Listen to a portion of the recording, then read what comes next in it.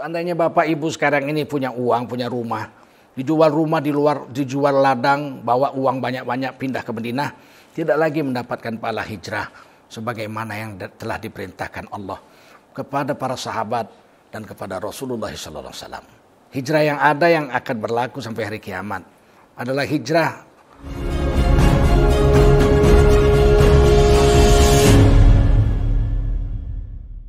Assalamualaikum warahmatullahi wabarakatuh. Hamdan wa syukran lillah wa salatan wa salaman ala rasulillah wa ala alihi wa sahbihi wa mawalah. Allahumma salli ala sayyidina wa habibina wa maulana Muhammadin wa ala alihi wa sahbihi ajma'in. Amma ba'du, qala Allah ta'ala fi kitabihil karim, a'udzu billahi minasy syaithanir rajim. Bismillahirrahmanirrahim. Alladzina amanu wa hajaru wa jahadu fi sabilillahi bi amwalihim wa anfusihim وجاهدوا في سبيل الله بأموالهم وأنفسهم أعظم درجة عند الله وأولئك هم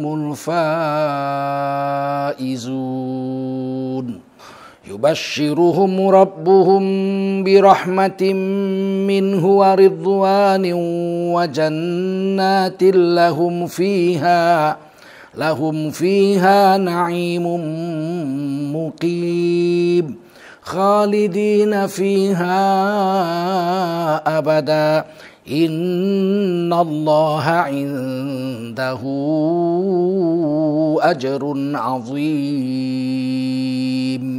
قال رسول الله صلى الله عليه وسلم من خرج في طلب العلم فهو في سبيل الله حتى يرجع. Baginda Rasul bersabda, siapa keluar untuk mendapatkan ilmu, orang itu adalah orang yang berjihad fisabilillah sampai dia kembali ke tempatnya. Mudah-mudahan kita semua mendapatkan pahala jihad dari Allah SWT. Amin ya rabbal alamin. Wajiblah kita bersyukur kepada Allah SWT. Salawat dan salam kita sampaikan untuk baginda Rasulullah sallallahu alaihi wasallam. Berhijrah adalah perintah Allah. Pada zaman dahulu kala, di zaman Rasulullah SAW masih mendapatkan tekanan-tekanan dari kaum Quraisy yang kafir kepada Allah SWT, maka Nabi diperintahkan Allah untuk hijrah, meninggalkan kampung halaman tercinta Mekah untuk mencari tempat yang lebih baik dalam rangka mengembangkan agama Islam yang dicintai Allah ini. Nabi mencoba berhijrah ke Taif, sekitar 150 km dari kota Makkah. Beliau didampingi oleh anak angkat beliau Zaid bin Harithah radhiyallahu anhu. Apa yang terjadi? Beliau di sana ditolak mentah-mentah, dilempari batu oleh anak-anak muda di sana sampai kaki beliau berdarah-darah.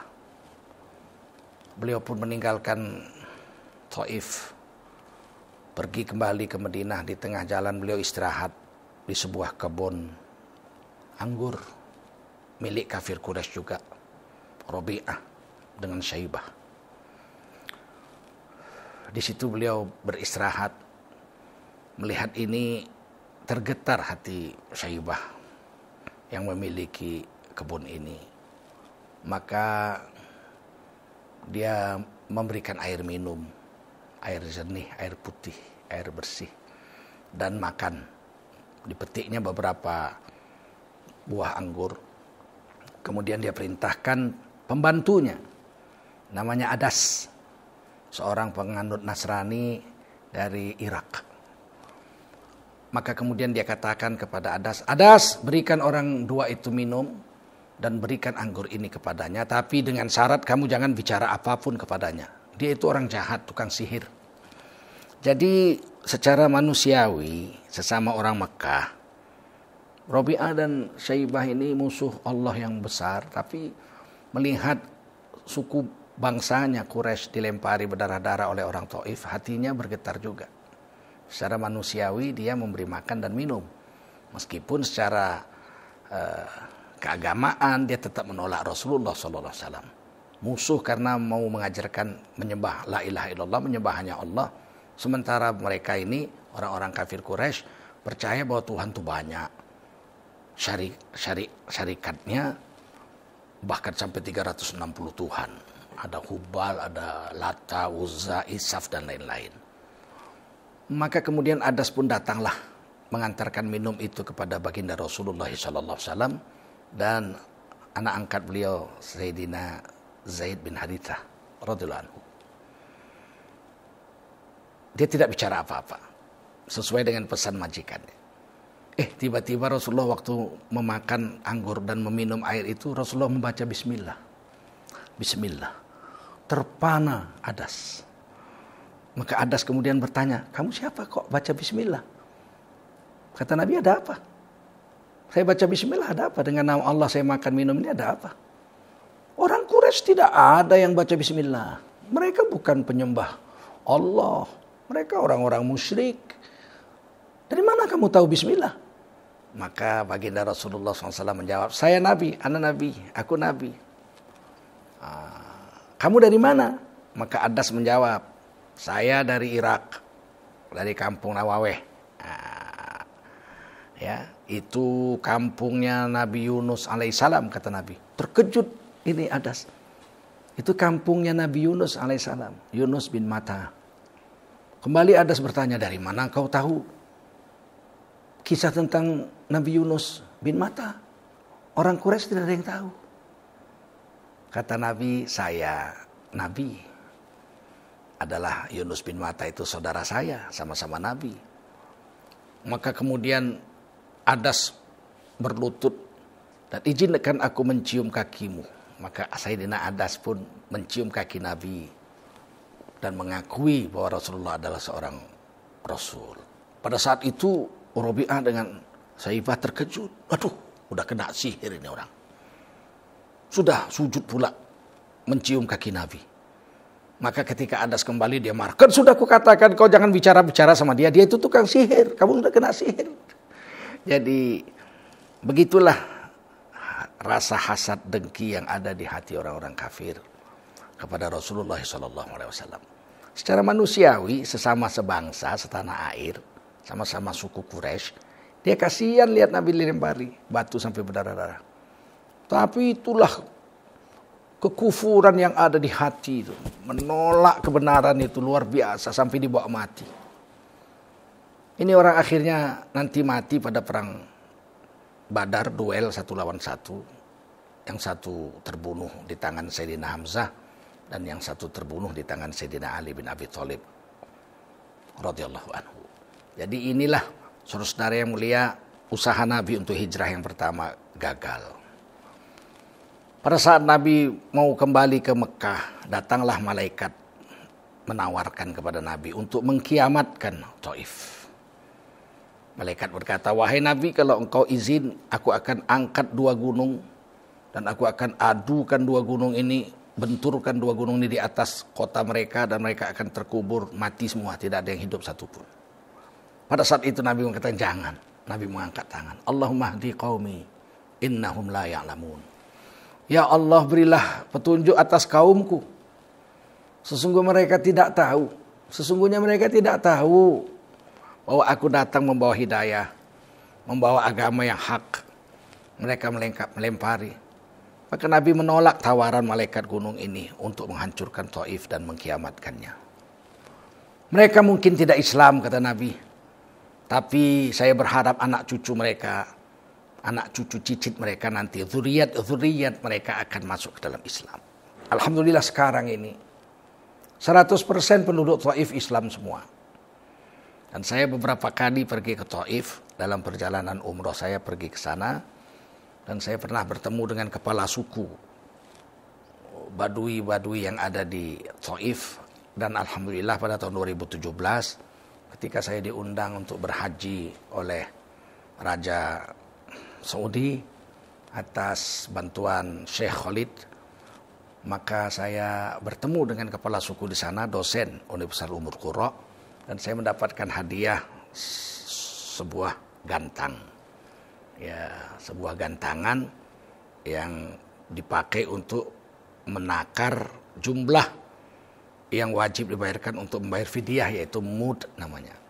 Dan di mud itu dipahatkan nama-nama sanadnya dari mulai kepala suku ini sampai kepada Sayyidina Zaid bin Harithah radhiyallahu anhu yang telah mengawani Nabi waktu hijrah ke Taif itu.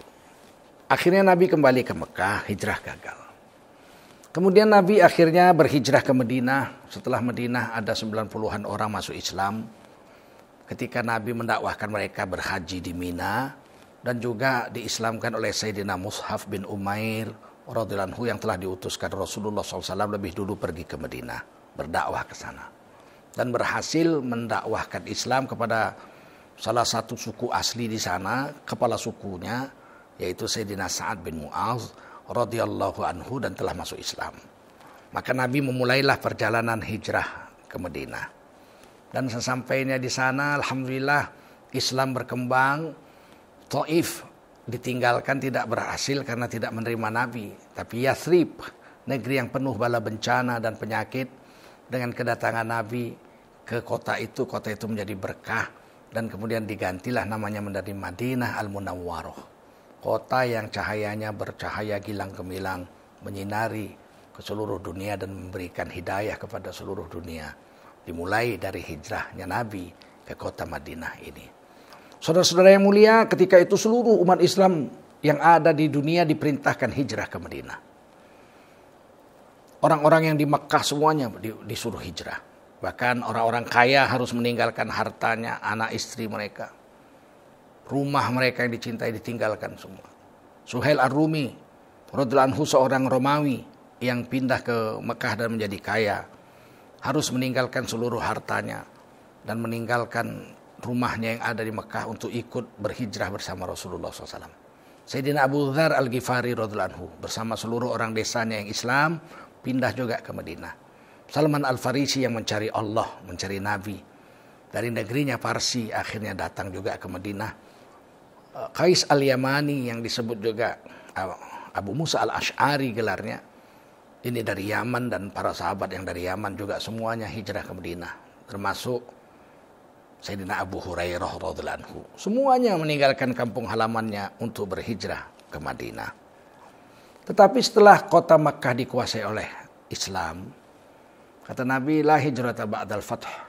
Tidak ada lagi hijrah setelah Makkah dikuasai oleh kaum muslimin. Maka setelah itu hijrah tidak lagi bermanfaat di sisi Allah SWT sebagaimana hijrahnya para sahabat di zaman Rasulullah dulu ke kota Madinah. Seandainya Bapak Ibu sekarang ini punya uang, punya rumah, dijual rumah di luar, dijual ladang, bawa uang banyak-banyak pindah ke Madinah, tidak lagi mendapatkan pahala hijrah sebagaimana yang telah diperintahkan Allah kepada para sahabat dan kepada Rasulullah SAW. Hijrah yang ada yang akan berlaku sampai hari kiamat adalah hijrah minal zulumati ilan nur, daripada kegelapan jahiliyah kepada cahaya terang benderangnya Islam. Hijrah daripada minal batil ilal haq, daripada perbuatan yang batil kepada yang hak. Ini masih mendapatkan pahala hijrah. Hijrah daripada kemungkaran kepada kesolehan, ini masih diberikan pahala hijrah oleh Allah Subhanahu wa taala. Tidak main-main. Dan oleh karena itulah kita harus tetap terus berupaya untuk hijrah dari kegelapan jahiliyah kepada terangnya iman, daripada hal-hal yang maksiat kepada hal-hal yang soleh, daripada hal-hal yang batil, yang salah menurut agama, berhijrah kepada hal-hal yang hak, yang benar menurut agama. Oleh karena itu, mari kita simak ayat yang saya bacakan di awal tadi. Allah SWT berfirman, alladzina amanu, mereka yang beriman. Alhamdulillah kita diberi iman oleh Allah. Tidak bisa setetes iman dibayar dengan seluruh alam jagat raya semesta ini. Karena seluruh semesta alam ini akan dikiamatkan, Allah hilang tanpa bekas. Tapi satu tetes iman yang diberikan Allah kepada kita ini akan bermanfaat sampai hari kiamat dan membawa kita ke surga Allah SWT. Seandainya kita punya dosa sebesar gunung, bahkan sebanyak bintang di langit, tapi kita punya iman, suatu hari nanti kita akan dikeluarkan dari neraka dan akan dimasukkan juga ke dalam surga sebab iman kita. Tetapi kita tentu tidak mau menjadi orang beriman yang masuk neraka lebih dulu. Kita mau masuk surga tanpa masuk neraka. Kita masuk surga sebagai orang-orang yang diselamatkan dari neraka. Faman zuhziha 'anil nar. Barang siapa di hari kiamat diselamatkan dari neraka. Wa udkhilal jannata faqad faz. Dan dimasukkan ke surga tanpa melalui neraka. Ini orang telah sukses kata Allah, telah berhasil, telah berjaya kata orang Melayu, telah selamat. Ini yang kita harapkan.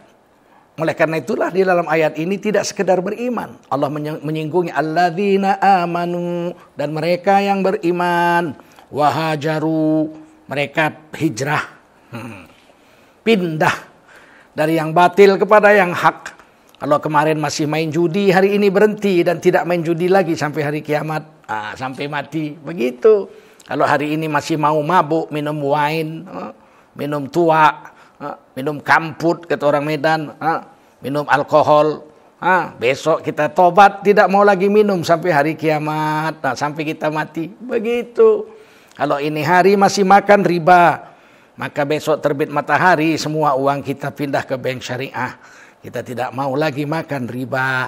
Ini hijrah. Seringan-ringan makan riba seperti berzina dengan ibu kandung sendiri. Itu hadis Sahih Muslim. Hijrah. Ambil uang kita semua, pindahkan ke bank syariah. Begitu. Pindah. Kalau kemarin masih berzina, hari ini kita tobat, besok nikah dengan halal. Tundukkan mata dari wanita lain kecuali istri. Masya Allah.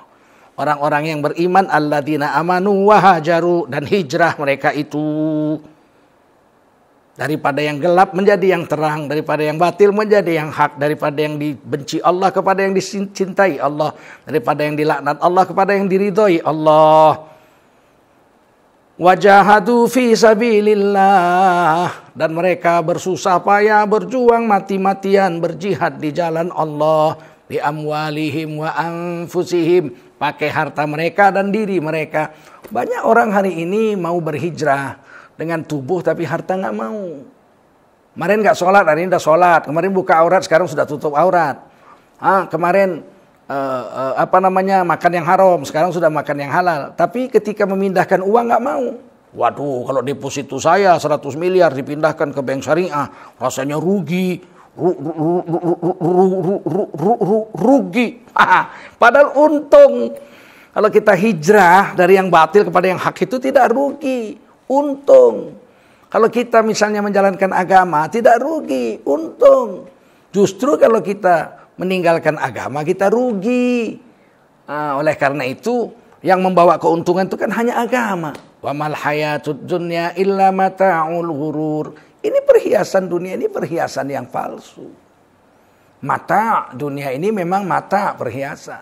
Tapi mata'ul ghurur, perhiasan yang menipu. Agama yang betul-betul asli tidak menipu.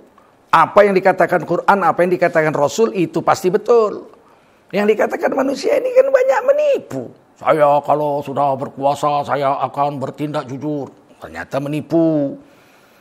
Saya akan jujur, mana saya tidak akan janji palsu. Ternyata janji palsu, payah berat. Gara-gara dunia aja itu. Oleh karena itu, setelah beriman mau hijrah, ya kita hajaru, mereka hijrah, mereka pindah dari yang gelap kepada yang terang. Wajahadu fi sabilillahi bi amwalihim wa anfusihim. Mereka bersusah payah berjuang pakai harta dan diri mereka. Jadi orang yang hijrah itu memang susah payah. Mana ada hijrah itu tidak susah payah. Berjihad itu. Karena melawan nafsu. Kemarin joget-joget, hari ini nggak joget lagi. Itu kan susah itu. Kemarin masih memandangi istri orang, dilihat semua istri orang dinikmati. Wih. Hari ini tunduk pandangan nggak lagi. Itu kan berat.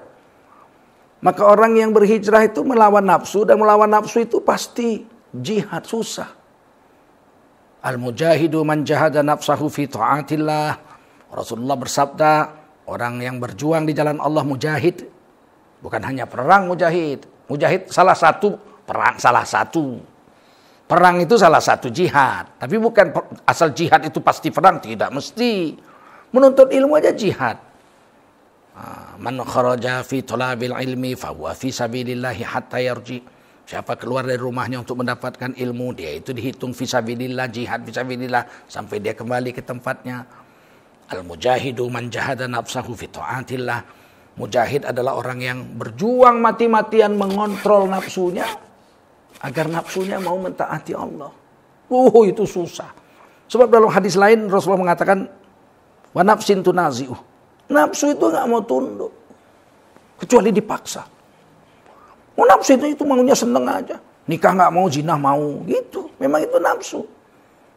Yang halal susah, lebih seneng yang haram. Yang halal gak dapat gaji bulanan berapa? 3 juta sebulan, 3 juta. Mau sekali nyolong bisa dapat 20 juta, 30 juta. Nah, jadi memang begitu. Nggak mau saya nyolong, walaupun saya nyolong bisa dapat miliaran, tapi haram. Lebih baik saya walaupun sedikit, tapi ini halal. Itu kan mengontrol nafsu supaya mau mentaati Allah itu susah. Baru tertidur jam 4 pagi. Jam 40 menit kemudian azan subuh. Harus bangun sholat subuh melawan nafsu tidur, itu kan satu hal yang berat. Nah, ada perjuangan itu berjihad itu dengan diri, dan ada perjuangan itu dengan harta. Allah mendulukan bi amwalihim, pakai harta mereka, wa anfusihim, dan pakai diri mereka. Kalau kita bisa beriman, pindah kita, berhijrah kita, kemudian berjihad fisabilillah melawan nafsu, pakai harta dan diri kita untuk mentaati Allah.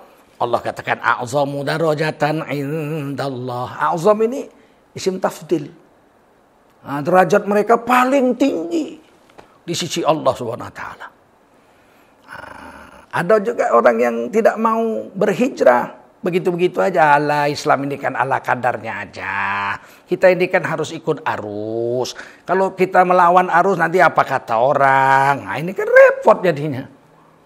Ya, kita ini makan yang halal. Kalau sekali-sekali kita makan yang haram kan enggak apa-apa. Nah, ini kan repot kalau begini. Agama itu ala kadarnya. Waduh, kata Nabi, kata Allah, agama itu bersungguh-sungguh. Wajahadu fi sabilillahi bi amwalihim wa anfusihim. Bersusah payah sungguh-sungguh di jalan Allah itu. Memakai harta kita sendiri, pakai diri kita sendiri. Supaya derajat kita naik paling tinggi. A'zamu darajatan indallah. Derajat mereka paling tinggi di sisi Allah. Nggak ada lebih tinggi dari itu. Orang beriman, berhijrah, mau jihad susah payah di jalan Allah pakai harta dirinya, itu derajatnya paling tinggi. Dan stempel ayat ini. Wa ulaika humul faizun. Dan mereka adalah orang-orang yang sukses. Waduh, kalau Allah udah bilang sukses, walau seluruh dunia bilang gagal, kita tetap sukses. Seandainya seluruh dunia bilang kita orang sukses, tapi Allah bilang kita gagal, kita yang berlaku itu Allah punya, kita tetap dihitung gagal oleh Allah SWT. Sekarang mau apa? Mau mendapat nama besar di sisi Allah, walaupun kita harus dibully, dihina manusia. Nah, ada orang nggak tahan. Aduh, kalau saya ikuti Allah, saya dibully orang, dicaci orang, dimaki orang, dipukul orang, dibunuh orang, bahkan segala macam penderitaan. Udahlah, saya ikutin orang aja, buang Allah. Rugi besar. Tapi kalau kita ikuti Allah, biar seluruh dunia membenci kita, kita termasuk minal faizin, orang yang sukses, kata Allah. Nabi Ibrahim itu kurang apa? Diusir. Dibakar, nggak mempan, nggak mati, dilindungi Allah. Diusir dari kampungnya. Irak, pergi ke Syam. Sampai akhirnya Nabi Ibrahim wafatnya di Syam. Dakwah sampai ke Mekah, sampai ke Mesir, sampai ke India menurut satu riwayat. Wafat nggak di kampung halamannya, terbuang sampai wafat. Nggak apa-apa. Kenapa? Ini karena dimuliakan Allah. Nabi Muhammad pun begitu. Diusir oleh kaumnya, dibilang gila. Ya nggak apa-apa. Asal Allah mengatakan Nabi Muhammad itu adalah makhluk paling mulia. Para ulama dulu juga terusir dari negerinya. Mereka memilih Allah daripada memilih manusia. Mari kita siapkan langkah kita untuk masuk dalam golongan orang-orang yang sukses. Yaitu sukses ukurannya Allah, jangan sukses ukurannya manusia. Fir'aun kurang apa? Kaya raya, lahir jadi pangeran. Bapaknya raja. Kemudian dia jadi raja. Nggak pernah sakit pilek pun dalam riwayat. Saking kayanya dia, Mesir dia punya, Sungai Nil dia punya, Kemudian sampai saking kayanya, saking berkuasanya, saking berwibawanya, dia mengangkat dirinya jadi Tuhan. Ana rabbukumul a'la, aku adalah Tuhanmu yang maha tinggi. Rakyatnya yang bodoh-bodoh ini malah nyembah dia. Malah dijadiin Tuhan. Bayangin, seluruh Mesir menjadikan dia Tuhan. Kecuali Bani Israel dan Nabi Musa dan Harun yang beriman pada Allah dan Nabi Musa. Tidak mau menyembah Firaun. Selain itu seluruh penduduk Mesir sujud menyembah Firaun. Kurang apa dia? Sukses? Enggak. Dia orang yang hina dunia akhirat. Buktinya Firaun hina. Enggak ada orang mau dipanggil Firaun. Saudara-saudara sekalian, berikut ini adalah kata pengarahan dan sambutan dari Firaun, Republik Pluto. Enggak ada yang mau disebut Firaun. Hina. Jadi hina. Kurang apa hebatnya dia? Baru ayat berikutnya kita lihat. Yubashshiruhum rabbuhum birahmah. Kepada mereka, Tuhan mereka memberikan kepada mereka kasih sayang. Kita dapat rahmat. Kalau kita beriman, ya, kita mau hijrah, kemudian kita berjuang susah payah di jalan Allah dengan harta dan diri kita, dijanjikan pada ayat 21 surah At-Taubah. Yubashshiruhum rabbuhum birahmatim minhu. Kepada mereka diberikan kabar gembira oleh Tuhan mereka. Mereka akan diberikan rahmat dari Tuhan mereka itu. Waduh, dapat rahmat, dapat kasih sayang. Kita masuk surga bukan karena amal kita yang banyak, tapi karena rahmat Allah. Dan rahmat Allah itu didapat dengan iman. Salah satunya ini, dalam ayat ini, ayat 20 surah Taubah. Dengan iman, dengan hijrah, dan dengan bersusah payah di jalan Allah Subhanahu wa taala. Waridwan, dan diberi ridwan, diberi ridha Allah, banyak ridha Allah. Udahlah diberi rahmat, diberi ridha Allah. Kurang apa kita? Kurang apa? Orang yang masuk surga tanpa hisab itu orang yang diridhai Allah. Ya ayyatuhan nafsul mutmainnah turji'i. Hai nafsu yang sudah terkendali, tuh nafsu tuh, yang sudah nggak ngelawan Allah, sudah mau tunduk sama Allah sama Rasul, nafsunya siang malam hanya taat pada peraturan Allah. Irji'i ila rabbiki radiyah. Datanglah kepada Tuhanmu dengan ridho. Mardiyah. Kalau kamu datangi Allah dengan ridho, kamu termasuk orang yang diridhoi. Coba, betapa indahnya ayat ini. Irji'i ila rabbiki radiyatan mardiyah. Fadkhuli fi ibadi. Masuklah kamu dalam golongan hamba-hambaku, kata Allah. Wadkhuli jannati, dan masuklah kamu ke surgaku. Enggak lewat neraka, enggak singgah dulu di neraka. Kalau kita mendapat ridha Allah. Di ayat ini, orang yang beriman, berhijrah, mau susah payah membela agama sampai matinya, pakai harta dan dirinya, diberi kabar gembira oleh Tuhan mereka, mendapat rahmat dari Tuhan mereka, yaitu Allah, waridwan, dan mendapatkan ridha Allah Subhanahu wa taala.